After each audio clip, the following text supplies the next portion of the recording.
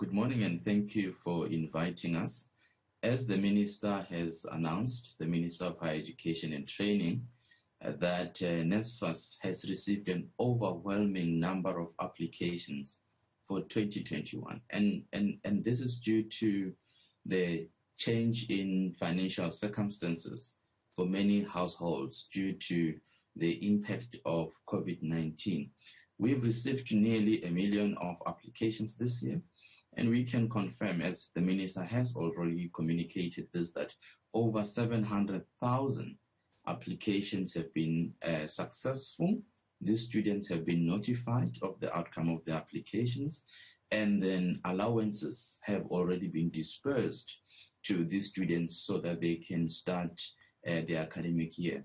But also, it's important to mention that out of all these students that have applied, we have seen a significant number of students who previously did not qualify for NSFAS because the income of their parents was enough and was above the 350 threshold.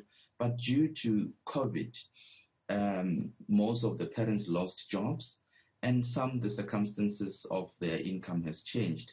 And of course, this led to these students now applying NSFAS so that they can finish the remainder of their studies in higher education. In the midst of all of this, there have been a lot of allegations and there's been a lot of criticism where information has been uncovered that there may be ghost recipients. Are you aware of this? Is this something you're looking at? Do you know anything about it?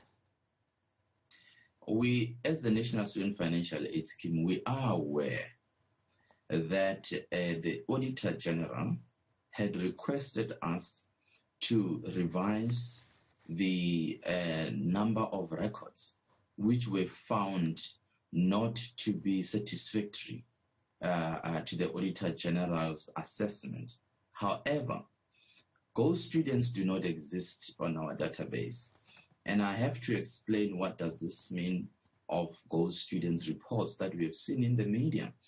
We do have students that unfortunately would pass away during the course of the year for one reason or the other. And this happens to whether a student is a NSFAS student or is not a NSFAS student. And in this case, NSFAS would have paid allowances or paid tuition for these students without knowing that during the time that NSFAS was paying, they have passed away because they did apply for NSFAS. They were alive when they were making an application, and it's quite unfortunate that the media is really taking a narrative that these are ghost students. However, we do recover funds which we have paid, and subsequently we realize when the university informs us or the college informs us that the student has made a transition. So what I'm saying is that the reports are just quite unfortunate. We don't have ghost students. However, after seeing that the Auditor General would like us to put in mechanisms to immediately have an understanding with the institutions which students have moved out of the system, we have then revised our agreement with the institutions, and we also define what we call course adjustments in a case where a student would exist the system before 31st of March. Therefore, the institution must inform us by 30th of June that such a student is no longer in the system. Therefore, we should not continue to make funds available for such a student.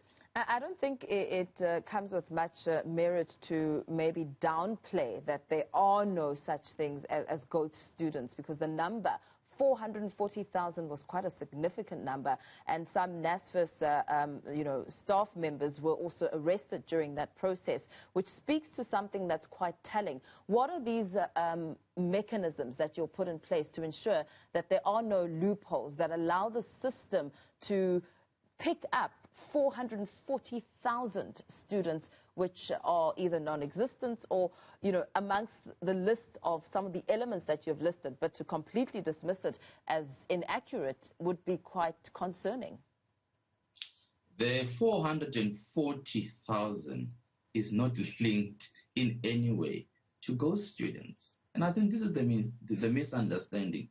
The 440,000 is records that were not up to scratch. And when we say records that are not up to scratch, we talk either a student did not sign an agreement, or we talk either a student has got multiple registration across the sector. I mean, we have students that indicate that they would like to study at a particular university, but they end up at a TVET college. But as the financial aid scheme, we have all these records of duplication that are multiple, indicating that the student exists in more than one institution. Therefore, for us to ensure that those records are dealt with and are resolved, our processes were very slow. So the Auditor General therefore said, this is not acceptable. The other part that the Auditor General found was that when the fee-free education was announced, NSFAS had to change its systems and its processes. Therefore, it is requested, regulatory speaking, it is expected that NSFAS would gazette the processes, that it is no longer giving bursaries and the criteria have changed. We did not gazette that part. Therefore, the Auditor General found that the students who received funds, the right students, the right amount, the right time, but their records were irregular because we did not gazette the criteria. Not that the money went to the right to people who were not supposed to receive the money, or not that the money was stolen by employees. We do have incidences where there were elements of fraud. Those we have reported to the portfolio committee. We informed the minister. Some of the cases we handed them to SIU. We've opened a fraud line, and we encourage our students not to share their login details so that they don't fall prey to fraudsters out there. Now, the DUT students recently came out in their numbers to protest, saying that they are going hungry and they're not getting access to their allowance, and this has been ongoing for several months now. What is your understanding of that allowance and, that process? Can you confirm that allowances have been held back for several months, in turn jeopardizing students at DUT? Well, I can confirm that National Student Financial Aid has released funds for all its students at universities. There shouldn't be a student who does not have allowances. However, the delay in the higher education sector is not due to NSFAS. The impact of COVID-19 has seen the academic year extended at higher education, where in March, some of the students were still registering. What is the impact of that? Students who wrote exams in February, final year exams in February, their final year results were only available to NSFAS in March, which means that such a student, if is a continuing student, would have then been informed that you have met the NSFAS progression criteria either end of March or early April, which would mean then it makes sense that that is the only time that you'll start getting allowances. So the delay in higher education sector, by and large, it's simply because of the COVID-19 impact and the academic year being extended. However, we do have students who don't have allowances. Why? These are the students whose cases are complex.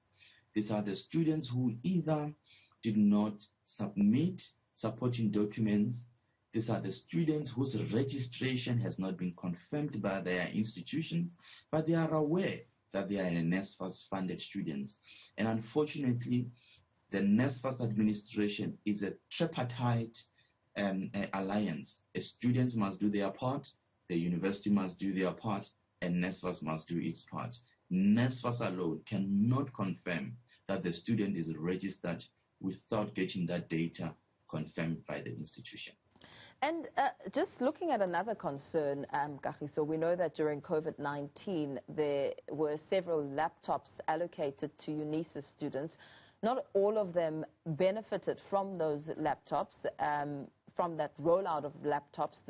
Then it all aided in them being jeopardized because they couldn't get access to the work. What role has NSFAS played in that regard?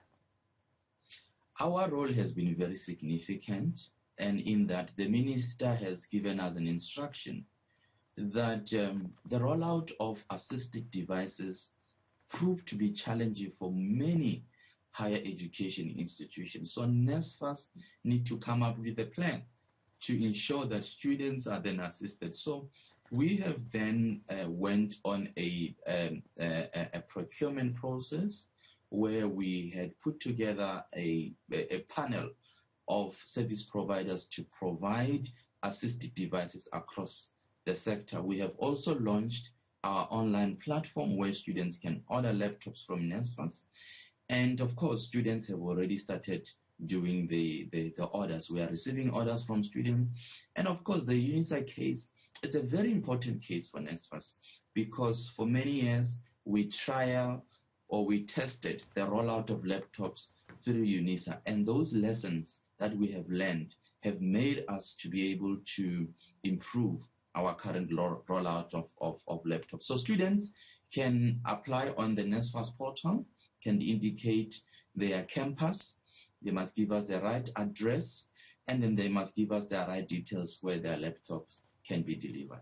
And very lastly, what are some of the changes that we can see with the new NSFAS structure, which will essentially see more graduates? I mean, it's quite an important one, especially looking at the youth unemployment rate and the pace at which, the system is churning when it comes to graduates and access to opportunities. Well, it's too early for me to outline what are the significant changes that we might have. Our board is new, has started this year, and the CEO, but I mean, I'm limited to talk to you about what NSFAS told Parliament recently in the couple of 2 days.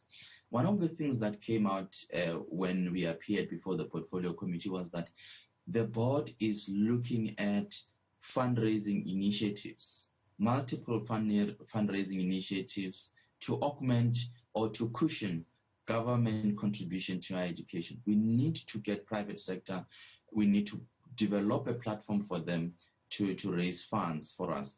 We also are working on multiple strategies to recover money that is due to us.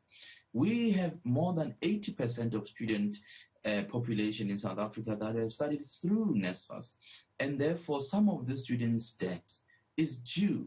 So NSFAS will be going after those debtors to ensure that they pay. But one thing that is very, very important, the CEO is working very closely with universities now and colleges to ensure that our students have a fixed date where they will receive allowances. So our disbursement module that will be rolled out in a couple of weeks will ensure that our students know exactly their payday of allowances so that there is no confusion in the sector.